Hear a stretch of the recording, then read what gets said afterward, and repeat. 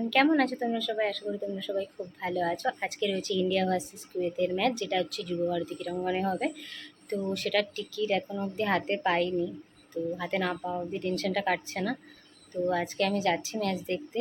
তো চলো তোমাদেরকে দেখাই আজ কী করছি। চলো। সো আমি বেরিয়ে পড়েছি হাবড়া স্টেশন যাওয়ার জন্য। তো আমি হাবড়া স্টেশনে চলে এসেছি। তো আমি হাবড়া লোকালে উঠে গেছি। এখন আমি যাব বিধাননগর। তো বিধাননগর নেমে তারপরে আমরা ওখান থেকে বাসে যাব হচ্ছে স্টেডিয়ামের ওখানে।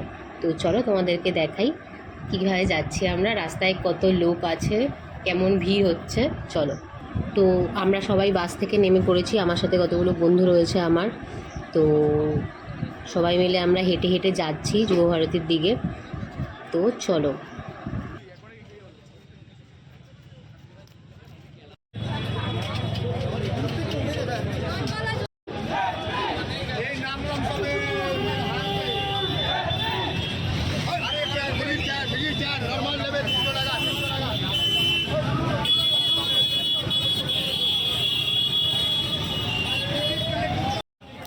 তো এখন আমরা দাঁড়িয়ে কিছু ফটোশ্যুট করে নেবো সবাই মিলে একসাথে। তো তারপরে আমরা আবার হাঁটা শুরু করব। আমরা কিছু ফ্ল্যাগ কিনে নিয়েছি, কেউ কেউ ছেত্রী লেখা জার্সি কিনে নিয়েছে আমাদের সাথে থাকা। তো দেখো তোমরা, রাস্তায় প্রচণ্ড পরিমাণে ভিড়। আর আজকে যেহেতু সুনীল ছেত্রীর লাস্ট ম্যাচ, তাই জন্য আমরা একটু বেশি আবেগে ভাসছি। তো তোমরা দেখতে থাকো। চলো, এই হচ্ছে হায়াত। তারপরে এটা পার করে আমাদের গেট থাকবে। মেবি আমার গেট ছিল হচ্ছে 3 নম্বর কি 2 নম্বর, এরকম কিছু একটা।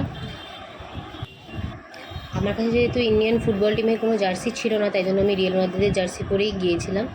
তো আমার সাথে আমার বন্ধুরা রয়েছে, তো ওদের অন্য জায়গায় রয়েছে টিকিট, আর আমার রয়েছে C2-তে। গেট নাম্বার 2 হবে। প্রথমে আমি 3 বা 2 যে কোনো একটা বলেছিলাম, গেট নাম্বার 2 হবে। তো গেট নাম্বার 2 থেকে আমি এন্ট্রি করব। এখনও অনেকটা রাস্তা হাঁটা বাকি। সবাই মিলে আমরা আড্ডা মারতে মারতে, রাস্তা দেখতে দেখতে, রাস্তার লোকজন দেখতে দেখতে হেঁটে হেঁটে যাচ্ছিলাম। আবে এত গাছ!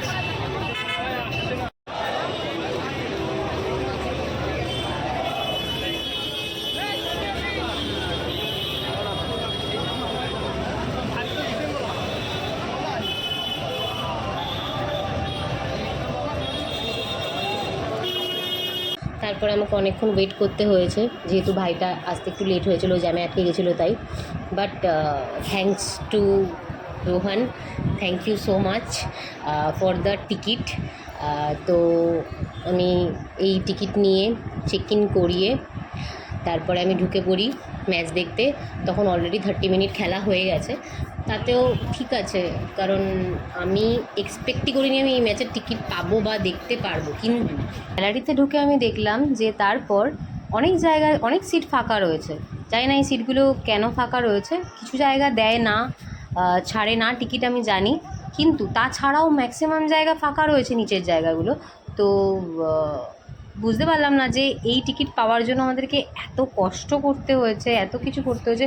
প্রচুর লোক টিকিট পায়নি শুনেছি আমি, জানি না, আমার ভাগ্য হয়তো ভালো ছিল, তাই জন্য আমাকে একটা টিকিট পাইয়ে দিয়েছে ভগবান। তো এই হচ্ছে গ্যালারিতে, অলরেডি খেলা 30 মিনিট হয়ে গেছে। তো তারপরেও আমরা সবাই মিলে দেখছি, ওপাশে চ্যান্টিং হচ্ছিল।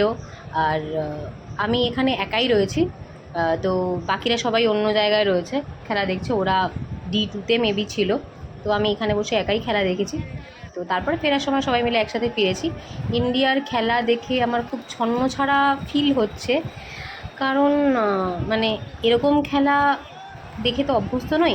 যাই হোক, খুব ছন্নছাড়া ফিল হচ্ছিলো খেলাটা দেখে। যেহেতু ছেত্রীর লাস্ট ম্যাচ, এক্সপেক্ট করেছিলাম যে ইন্ডিয়ান টিম অ্যাটলিস্ট চেষ্টা করবে যে যাতে ছেত্রীর লাস্ট ম্যাচটা একটা মেমোরেবল হয়ে থাকে। বাট সেটা কোনোভাবেই হবে বলে দেখে মনে হচ্ছিল না। তো যাই হোক, দেখতে থাকো তোমরা।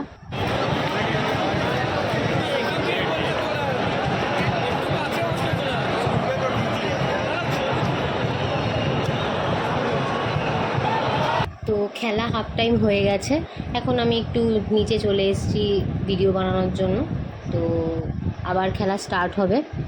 তো চলো তোমরা দেখো। আমি একটু বসে বোর হচ্ছিলাম কারণ আমার সাথে কেউ ছিল না তাই, বাট ঠিক আছে, সমস্যা নেই। একা একা খেলা দেখারও মজা আছে একটা আলাদা, এত লোকের মাঝখানে বসে। তো চলো, নতুন একটা এক্সপিরিয়েন্স হচ্ছে।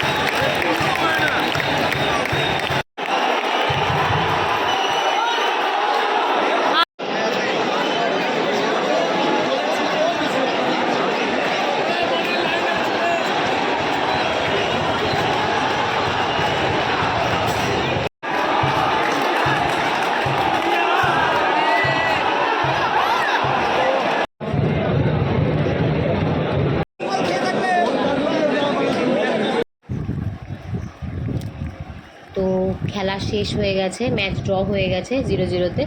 তো এবার ছেত্রী সব ফ্যানদেরকে অভিনন্দন জানানোর জন্য সারা মাঠ ঘুরবে। তো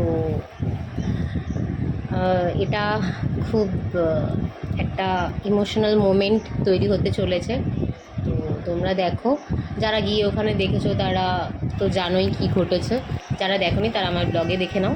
তো দেখো।